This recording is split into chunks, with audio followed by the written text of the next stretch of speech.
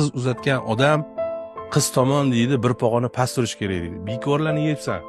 Dunyoda necha son bo'lsa, kvankrilliard degan son bo'lsa, agar o'shani yebdi o'sha odam. O'g'il o'stirgan odam bir pog'ona past bo'lish kerak. Men o'zim kelin qilganman, lekin men bir pog'ona past bo'lishim kerak. Nimaga? Mani o'g'lim, mani qudalarimga nima qilib beryapti?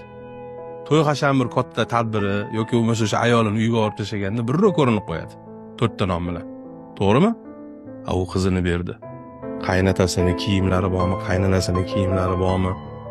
O'sha uyda turadigan kichkina bola, qaynisi, eriniki hamma kiyimini yuvib, dazmollab, o'ylanib pokiza asrab, hamma yo'ni artib, surtib, sizlarga qaragan, boshqa qilgan, hamma yo'ni saramjon, sarishta sizlab, boshqa qilib, yana orada qaynonadan arzimagan narsalarga gap eshitib qolishi bor, shularni aniq qilib, o'zidan 30 yosh kichkina bola bo'lsa ham uni sizlab yana past kelish kerakmi?